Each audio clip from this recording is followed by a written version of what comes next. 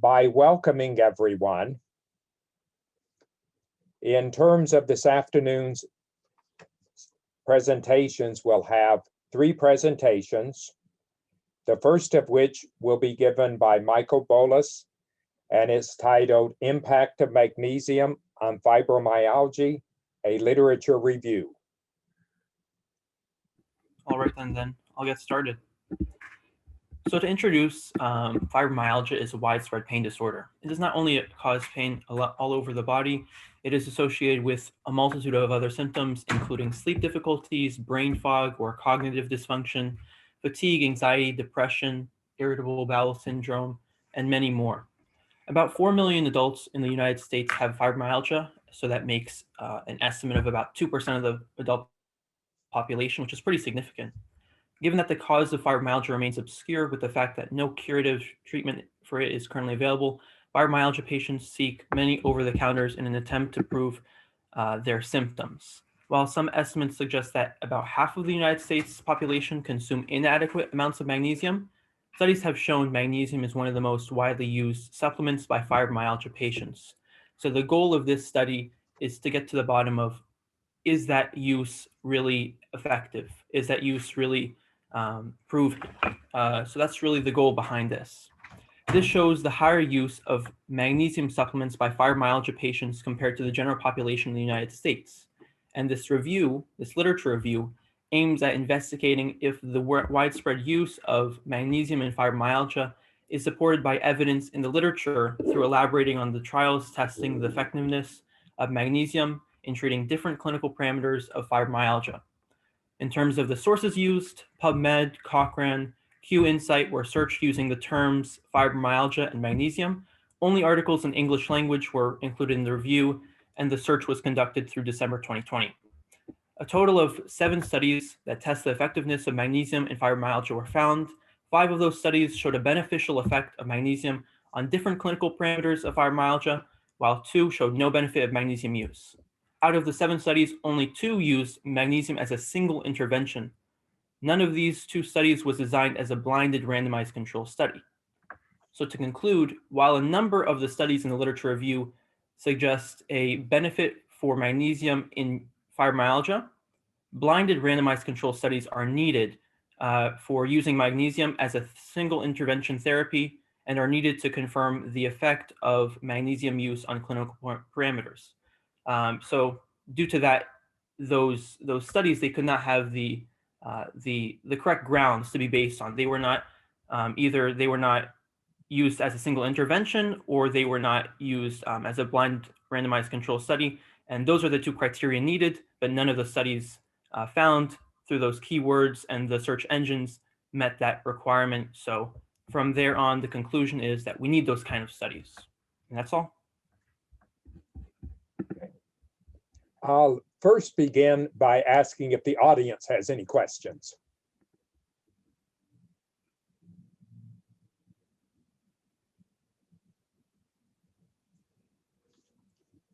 If not, I happen to be fairly interested in large number of studies that use supplements as I'm getting older and older and older. And my doctor keeps mentioning more and more and more different types of supplements. Did it mention in any of the studies what type of magnesium supplements they were using? Because I'd read that there are several different types of magnesium supplements, and some are more readily absorbed into the body than others. Yeah. So in this case, magnesium citrate was used in one, but other magnesium supplements were used in the others. Magnesium citrate is the main form of treatment, though. That's the main kind. Okay. The other question that I happen to have is that one of the reasons for using supplements is that one's body does not normally get enough of that particular vitamin or that particular mineral or whatever. How much, do you have any idea of what is the recommended dosage of magnesium for an individual, and about how much would one get in everyday life just by their food intake? So the recommended dosage per day is about 300 to 500 milligrams. In terms of how much one would get from day to day from their own systems, that really does vary, because from one person to another we all have different diets, and obviously that's the main player here. Based on your diet, is that how is that going to affect how much do you first of all intake, and on top of that, how much are you going to absorb in your body and how much are you going to excrete out. It really depends from one person to another with their first of all their diet, and how they absorb and excrete minerals and vitamins. Okay. That was the only questions I have. Any other questions? I have a question. Okay. You said that magnesium citrate is the main one used. Is that because it's more easily accessible, or because it absorbs into the body better, or what reason is that? Yeah, so it absorbs better. That's really the reason. And because it absorbs better, you can get more magnesium from that. And obviously, if we know that magnesium does have an effect, from there, the main goal is, can we make sure that absorption is effective? And because in this case, magnesium citrate is effective with absorption, it absorbs better. That's why we use it.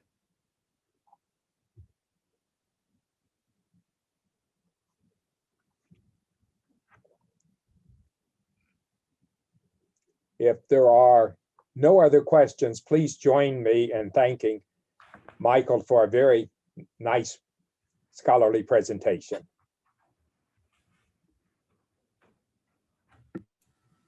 Thank you. Okay.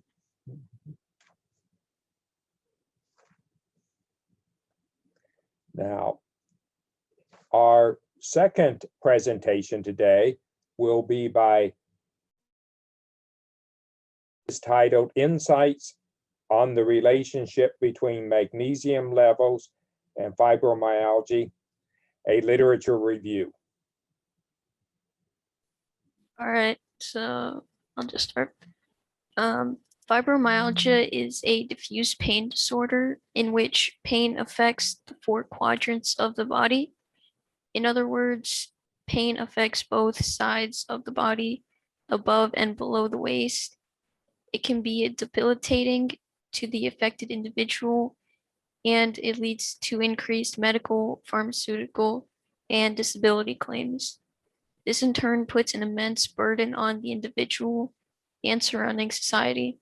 What complicates the picture further is that no curative treatment for fibromyalgia is currently available. With all the pain and challenges fibromyalgia patients have, a large proportion of them try over-the-counter supplements, specifically magnesium supplements, in an attempt to control their symptoms of aches. The aim of this literature review is to investigate the role of magnesium in fibromyalgia by exploring the correlation between magnesium levels in the body and fibromyalgia. PubMed, Cochrane, and Keysight were searched using the terms fibromyalgia and magnesium. Only articles in the English language were included in this review. The search was conducted through December 2020. A total of 12 studies that explored the correlation between body magnesium levels and fibromyalgia were found. Some studies found significantly decreased magnesium levels in fibromyalgia patients. Some other studies reported no difference in magnesium levels between fibromyalgia patients and controls. Other studies found increased magnesium levels in fibromyalgia patients. As seen, there's inconsistency in the literature about the correlation between body magnesium and levels in fibromyalgia. One possible cause for this inconsistency is that blood magnesium levels and other tissue magnesium levels, like the muscle and hair magnesium levels, may not reflect the whole body magnesium status. Utilizing these levels to compare magnesium status of fibromyalgia patients and healthy controls can be misleading. In conclusion, the correlation between magnesium levels and fibromyalgia is inconsistent in the literature, likely because magnesium levels in different body compartments do not always reflect the whole body magnesium status.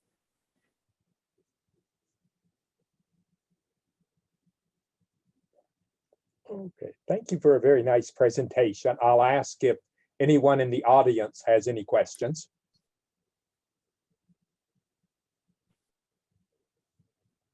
If nobody has any questions at the moment, I'm going to always pique my own curiosity. And I always tell people that when I ask questions, it's not because I know the answer, but it's because I happen to be interested in educating myself. Turns out years ago, I postdoced in pharmaceutical chemistry. So when one starts to determine levels of different chemicals, drugs, minerals, whatever in the body, I'm always curious about some of the methods that they happen to have used. When I go to the doctor, I very seldom, if ever, get any readouts of the minerals in the blood. For some of the actual studies when you were reporting no level, no correlations were found, were those particular blood studies done specifically with the idea of locating magnesium, or were they just a routine blood study, or did the article mention anything? They did locate magnesium levels. Like they did mention in the article that they located magnesium levels. Okay, because I was wanting to know if some of the things, if they were just routinely searching for magnesium specifically, or whether it was just found as an afterthought, because sometimes when you find levels, just if you're not specifically looking for them, the actual accuracy may not be overly great on it. And maybe that was why some of the data might have been inconclusive. If I'm doing an analytical method that specifically looks for magnesium, is going to be a very detailed study. But if it's just, unless the doctor orders that particular element, I may not do as thorough of a study and have as good of data. Yeah, they were specifically looking for the magnesium levels. Okay.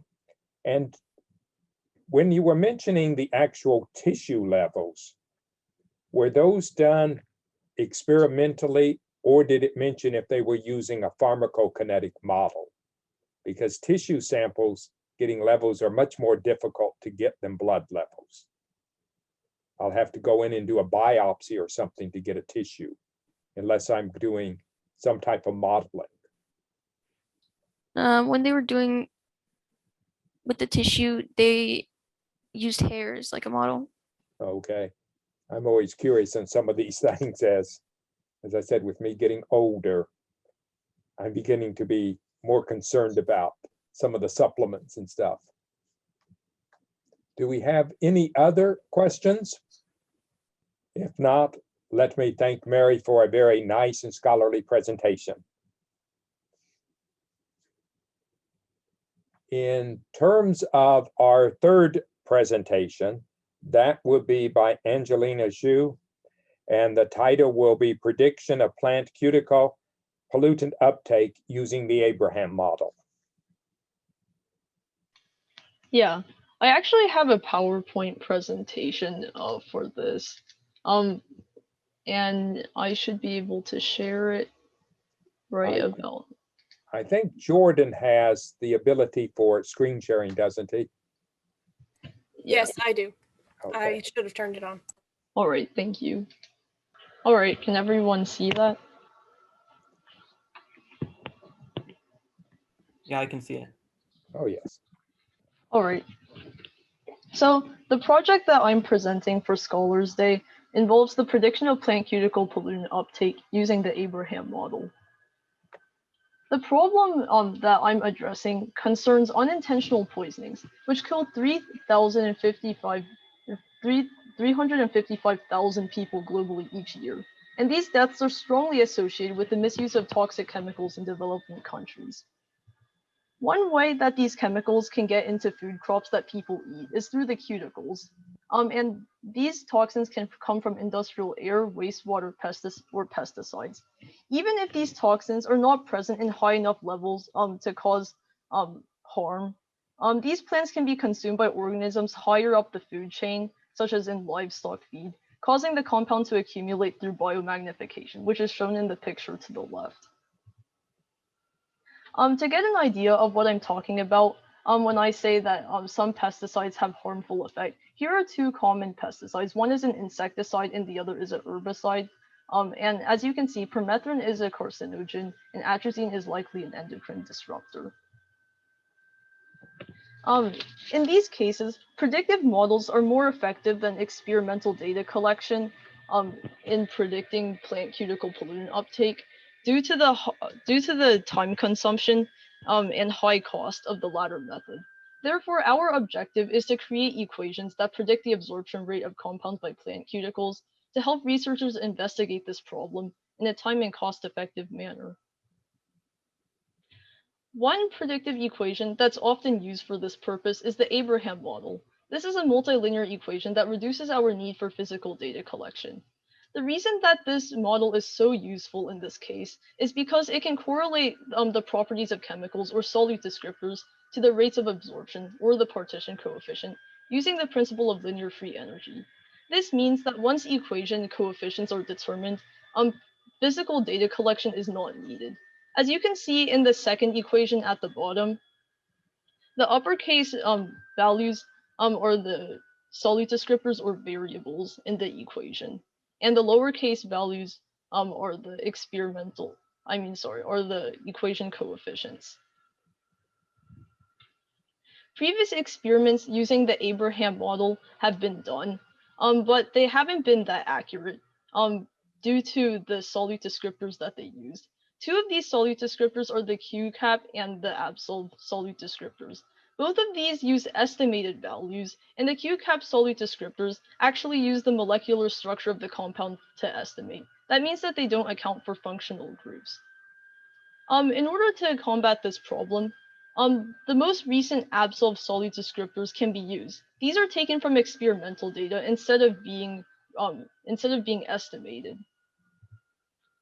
Therefore, we hypothesize that updating these correlation equations with the most recent Absol values will yield more accurate predictions of solute uptake by plants. These new equations will help researchers accurately predict the uptake of organic pollutants by plant cuticles without requiring physical data collection. This is an overview of the procedure used to assemble these correlation equations. First, we collected our data set, which involved the most recent solute descriptor Absol values that we could find, and experimental log K values collected from the literature. We used Excel solver on this data set in order to find equation coefficients using linear regression. After this, we back calculated the log K values and compared them to the experimental values to take out outlier data points.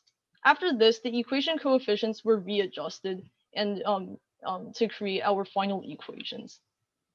This is just a closer look at our data set. We made sure to have a high amount of sample points in addition to using Absol descriptor values. We used over 200 solute descriptors and over 279 partition coefficient values. This is also a look at the plants that we tested.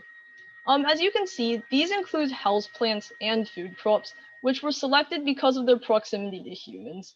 That means that these plants are exposed to humans either through direct consumption or through the environment, meaning that the chemicals that they absorb are of utmost importance to us. And this is just a look at the experimental design or the spreadsheet that we used. For plant species with over 40 data points, species-specific correlation equations were calculated. We ended up having five equations, 3 of them for species-specific equations, which were calculated for pepper plants and tomato plants. And we also had 2 equations that could predict the partition coefficient for all plant species that were in the data set. Here are 2 graphs that demonstrate the linear relationship between the experimental and predicted log K values. The standard deviation is within the expected range, and the average error means that there was little to no bias in selecting these points. So we've calculated 5 predictive Abraham model correlation equations.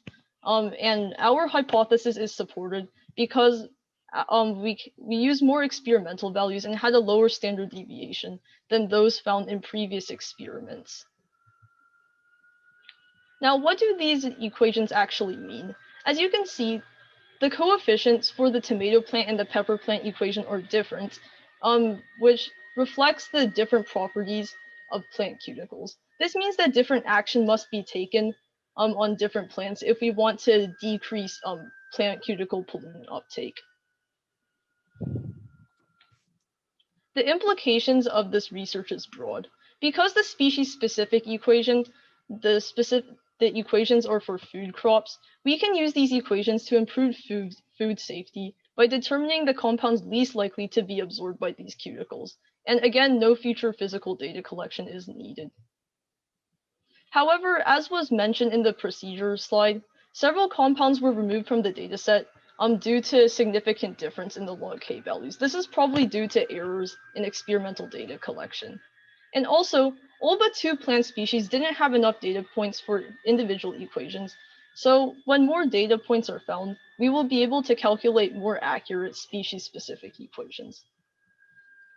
In conclusion, the Abraham model was used to find 5 new correlation equations for predicting pollutant uptake by various plants, and this offers us a time and cost-effective method to investigate solutions to this problem.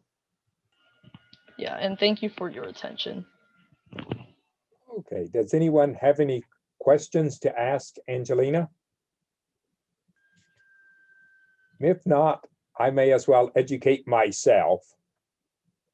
In terms of the Abraham model, I noticed that it provided very good predictions for the uptake of chemicals in the plant cuticles.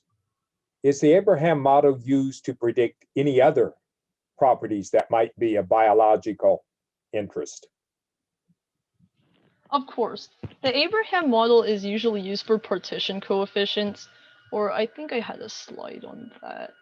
Oh yeah, this is one of the slides that I took out due to time constraints. But anyways, the partition coefficient is basically the ratio between 2 solvents, and this can be anything from like blood to water, or like fat to water, or anything like that. We can use the partition coefficient to predict many different chemical properties.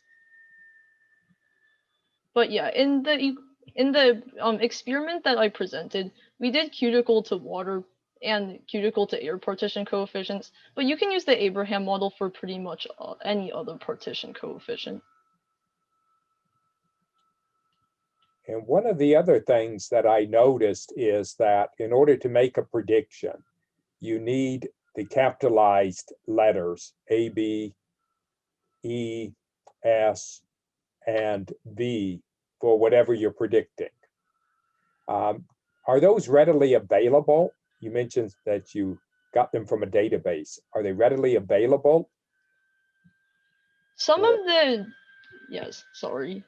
data points aren't readily available, which is why we could only find species-specific equations for 2 of the plants, because the other plants didn't have enough data points in order to find specific equations. But hopefully there should be more data points available in the literature as time goes by. Now, does anyone have any additional questions? If not, will you join me in thanking today's 3 speakers for their very interesting and scholarly presentations? Good job, guys. Nice job.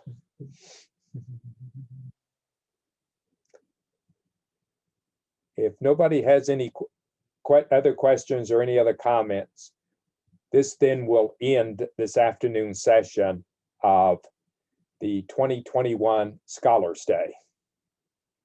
And thank all of you very much. Thank you so much, Doctor. You're welcome. Thank you so much.